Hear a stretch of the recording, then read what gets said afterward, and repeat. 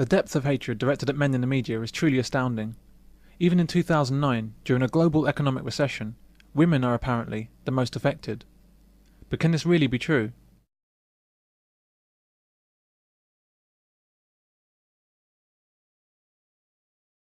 Hello, I'm Mary Honeyball. I'm a British MEP. I'm from London.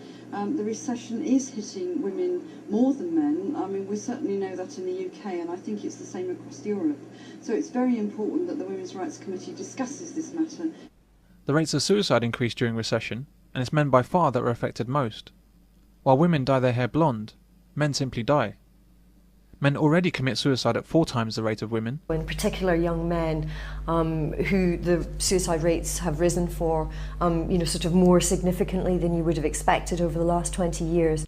It's actually more than the last 20 years.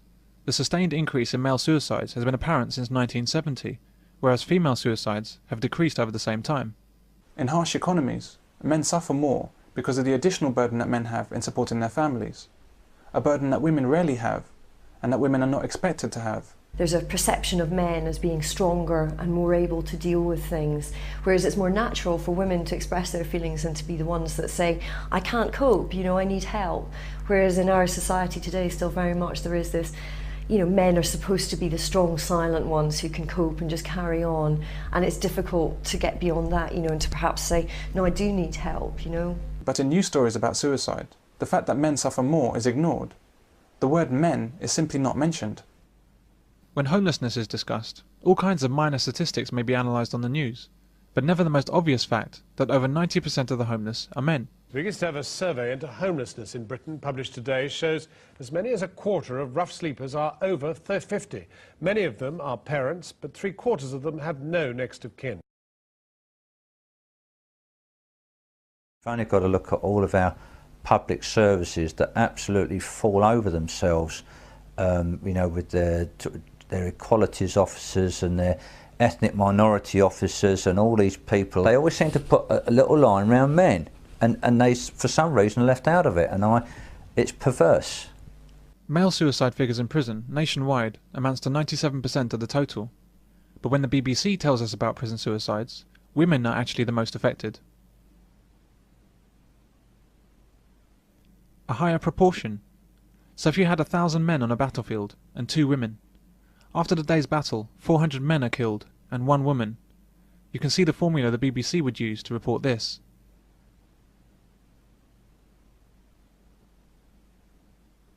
Of the 4,000 police officers that have been killed in the line of duty in the UK, 3,956 of them are men, 44 are women.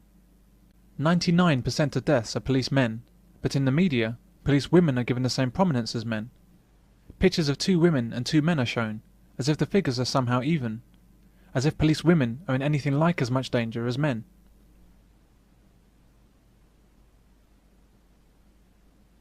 Fully half the story is about these 44 women, out of 4,000 dead. The killings of these police men are hidden behind the word officer. The same thing happens with military servicemen, firemen and workmen. When they die on duty or at work, their sex is disguised behind gender-neutral descriptions, which hide the fact that men are the most affected. This gender neutrality in job titles is not there to be fair to women. It's there to be unfair to men. You're not becoming a fireman. Firefighter, not fireman. Tell me something. Why don't they call you guys Officer S's? I beg your pardon? Like actress. I guess they feel that a police officer is a police officer. This has to be recognised as one of the triumphs of feminism, the near-complete media suppression of the fact that the overwhelming majority of tragic deaths, in all professions, are male. The author Noam Chomsky examined this phenomenon and described it as a concept of worthy and unworthy victims.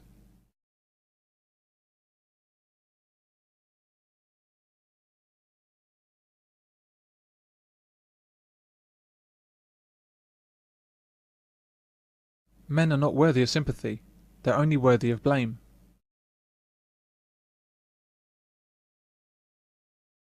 We often hear that women find pornography degrading, and that many women resent being depicted as sex objects by men. All of a sudden, the guy at the donut shop is totally hitting on me. It's like, now that I'm blonde, he assumes I'm easy.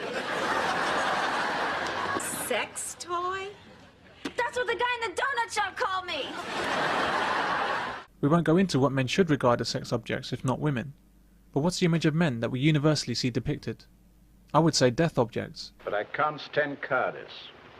I remember a soldier at Inkerman when a Cossack charged down on him. I saw a man raise his musket, fumble with his trigger, and then turn and run. The Cossack's lance went in at the back of his neck and came out in his throat. Best thing that could have happened to him. Men are casually and graphically killed on screen at an awesome rate.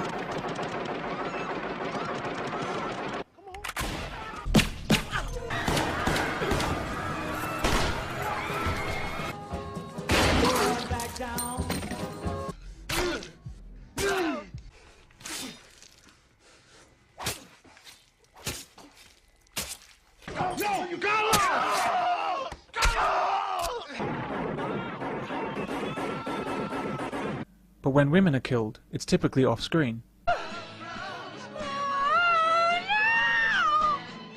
You were warned, Lorraine. The money goes up to John.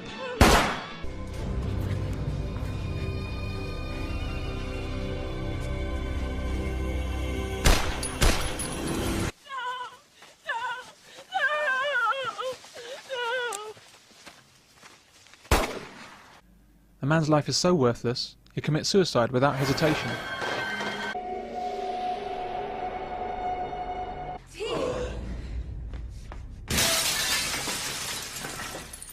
Lieutenant Colonel Matthew Andrew Markinson, United States Marine Corps. And when he commits suicide, he still can't win. The real reason that Walt took the coward's way out was because he disgraced himself. When a woman commits suicide, does it even occur to us to think of her as a coward? Two recent major Hollywood films portray men who believe that they can do the most good for others by committing suicide. Men are graphically mutilated, beaten and tortured.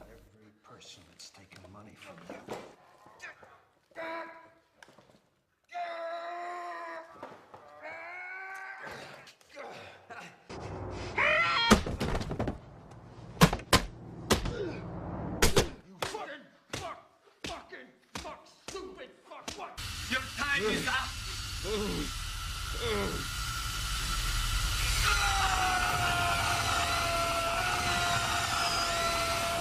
Fuck! You're P-O-fucking-W! Give me the fucking names!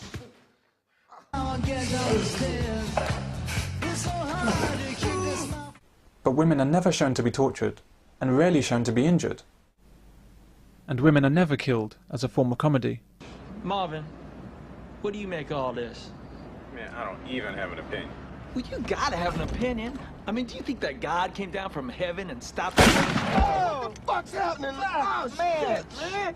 Oh, man, I shot Marvin in the face. Why the fuck you do that? Well, I didn't mean to do it. It was an accident. Yeah! Stick around.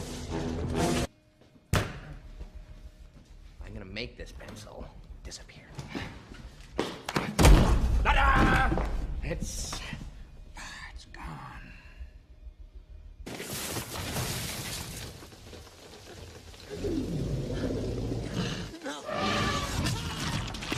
You go listen to yourself. The numbers are cursed. You know there is no such thing as a...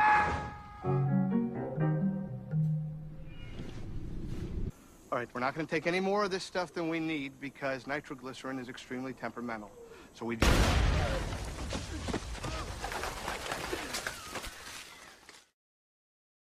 In film after film, we see how men are only worthwhile if they're protectors of women and unpaid bodyguards.